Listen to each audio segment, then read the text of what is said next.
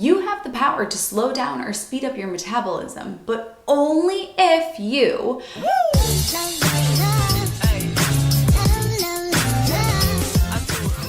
In today's video, we're going to be going over what is metabolism, what controls how fast or slow our metabolism is, how do we speed up our metabolism, and some FAQs, including does meal frequency and timing increase or decrease our metabolism, and do things like lemon water and apple cider vinegar increase or decrease our metabolism, and eating at night, does that slow down our metabolism? We're going to be going over all of that in this video. For those of you that are new to the channel, hey, I'm Emmie, I'm a nutritionist, I'm the creator of the Slim on Starch program where you get results like these. These are my clients. If you want to work with me as well as a mindset coach and a nutrition coach, click the link in the down bar. What is metabolism? Metabolism describes how efficiently our body converts food into energy. If we have a fast metabolism, that means we are burning through food like crazy. If we have a slow metabolism, we're using that food a little bit more slowly, so we don't need to eat as much. People that have a fast metabolism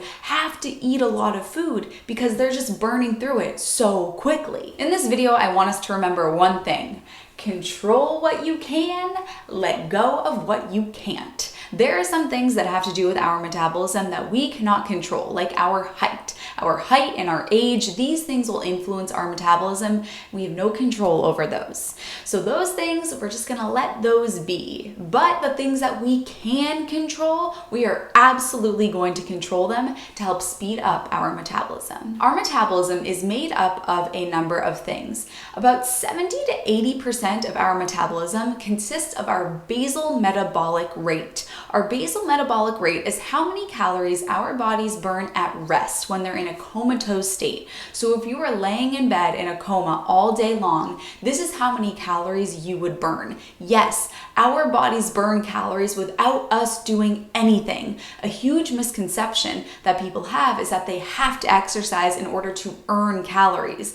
By being a human, you've already earned yourself over 1,000 calories because it costs calories to live. It's like trying to operate a car if there's no gas in it. It does not work. We burn calories just by being human. Things that influence our basal metabolic rate include the following: how much you weigh. The more you weigh, the more calories you burn. This is like the difference between a little Toyota Camry and a huge Ford F-150. The huge Ford F-150 is gonna need more gas, just like people that are in larger bodies need more food in order to fuel all of their bodily functions. So a teeny tiny person isn't gonna burn as many calories as a huge macho man. Lean body mass also influences our basal metabolic rate. The more lean muscle that you have, the more calories that you burn at rest, which is why it's so important for us to maintain our muscle mass as we get older, because as we get older, we actually lose muscle mass. So we wanna make sure that we're doing weight-bearing exercises, and weight-bearing exercises does not mean that you have to go pump iron and do all these crazy workouts.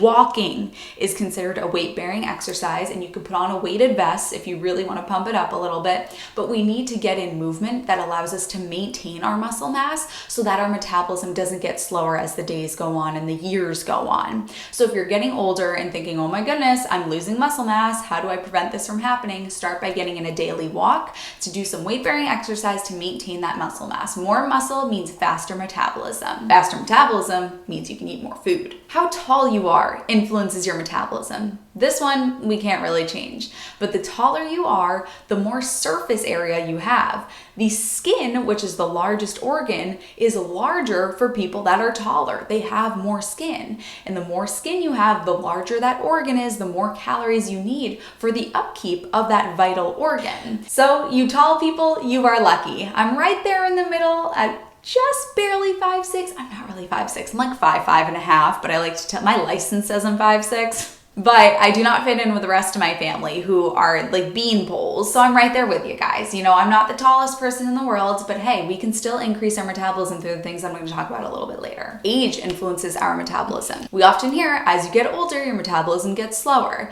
As we tend to lose muscle mass as we get older, the less muscle mass that you have, the slower your metabolism is. This is why it's so important to make sure that exercise is a part of your daily life to maintain that muscle mass. The younger generation tends to have a faster metabolism, usually in the years of puberty, when kids are growing like crazy. You know those teenage boys that eat like 10,000 calories in 10 minutes and they look like this? That's because they have a very fast metabolism when they're growing. The menstrual cycle also influences our metabolism. From the day of ovulation, which is on day 14 of a woman's menstrual cycle, until when she gets her period, which is technically day 0 or day 1 of the menstrual cycle, the metabolism increases. This is why we get so hungry when we're PMSing and that week right before our period and leading up to our period, because our metabolism is at its peak right before our period. So this is another influence that, we got a leg up on the men on that one. Sex also has to do with it. Men tend to have a higher metabolism than women because men tend to have more lean muscle mass. Additionally, men have lower estrogen, and estrogen does encourage women to hold on to a little bit more body fat and to not utilize calories for energy as quickly. So women, we are tending to have a slower metabolism than men. So that makes up our basal metabolic rate, about 70% of our daily expenditure in terms of calories. What else makes up how many calories we burn in a day? Well, this is where you really can make a difference, which is with the thermic effect of food. So what you eat is going to influence how many calories your body burns. Yes, eating burns calories. You can make yourself burn more calories by changing what you eat. Processed foods require your body so much less energy than whole plant foods. If you don't know what whole plant foods are, what that means, I have a free 1-day meal plan in my down bar, and that is it's basically a metabolism boosting meal plan because it's filled with just whole foods. Whole foods are packed with fiber and complex carbohydrates and water, and in order for the body to break down this food to utilize it for energy, it has to put in a lot of work. It has to burn a lot of energy in order to do that. Whereas processed foods, they're lower in fiber. The digestion was done for you in a factory, and your body doesn't have to do as much work in order to utilize those calories. They just go right into the cells. Your body doesn't really have to break down the calories from processed foods. So you're not going to burn as many calories when you're eating processed foods. A study was done to see if this was actually true, and it is true. And what the study found is that when people were eating from processed foods, they would burn about 10% of those calories in order to digest the food. But when people were eating whole foods, they were burning about 20% of the calories in order to digest the food. That is double. So if you're eating 2,000-ish calories a day and you're eating that from processed foods, then you're going to burn about 200 calories eating the processed foods. But if you are eating 2,000 calories of whole foods, you're going to double the amount of calories that you burn by eating whole foods. You're going to burn about 400 calories per day if you're exclusively eating whole foods.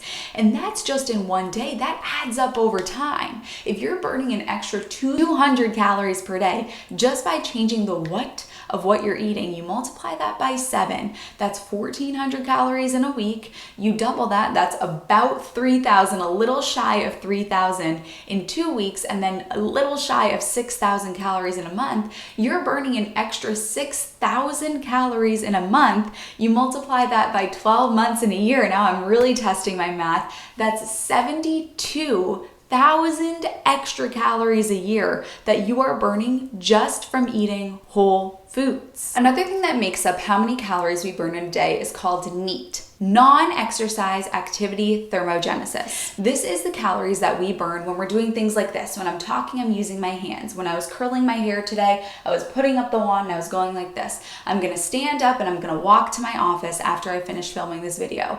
I'm going to shower and I'm gonna use calories to do that. Everything that we do outside of laying in a bed in a comatose state is considered non-exercise activity thermogenesis. Fidgeting, any movement that is not prescribed exercise where we are intentionally lacing up our sneakers and going out for a run, that burns calories. What I'm doing right now, this all burns calories. A great way to increase this, a little tip, is to set your timer for 15 minutes every day and clean your house. That's 15 extra minutes of non-exercise activity thermogenesis, and cleaning cleaning the house, you also get a clean house out of it. And it's a great way to increase the amount of calories that you're burning throughout the day without having to lace up your sneakers and leave the house and go for a run. It's actually a productive way to make sure that you're increasing your metabolism. This is why sitting is so discouraged, because you are reducing your NEAT tremendously if you're just sitting in a chair all day. I would recommend getting a standing desk, and while you're at the standing desk, just kind of moving your body a little bit, keeping the blood pumping, getting in some fidgeting just a little bit to increase your metabolism throughout the day and prevent yourself from sitting all day long. And then exercise.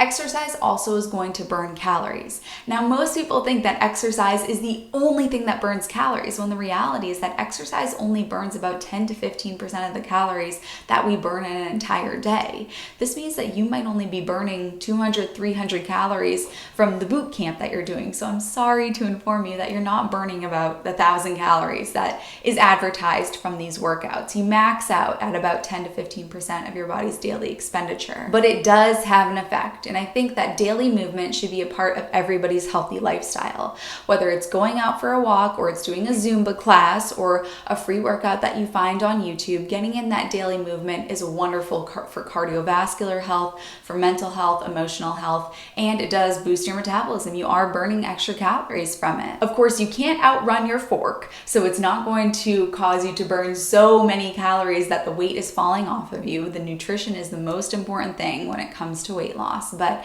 this is going to help with your metabolism. Getting into the FAQs, does eating more frequently boost your metabolism? You will hear people say that if you're not eating 6 meals a day, then your metabolism is slow. Studies have not proven this to be the case. I often hear people say this, but I argue against meal timing having to do with how fast your metabolism is. What is the most important thing is the what you are eating, as opposed to the how much or the timing of it.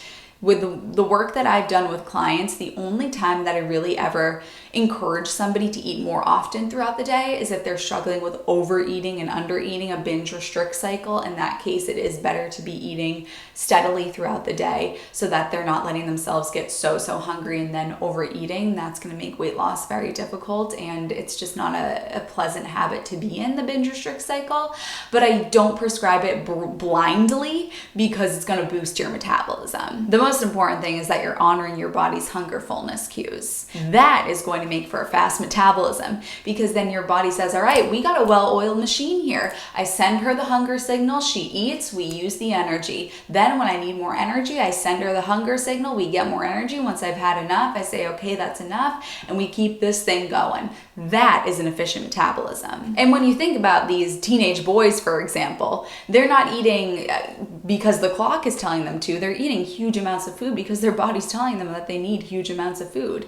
Eat like a kid would eat, that doesn't overthink it, that gets the signal, they eat, and then once they've had enough and they're not getting the hunger signal anymore, they move on to the next thing. Next question, do things like lemon water and apple cider vinegar speed up your metabolism? No. And does eating at night slow down your metabolism? No. Make sure to get that free 1-day meal plan in the down bar, and I will see you in my next video.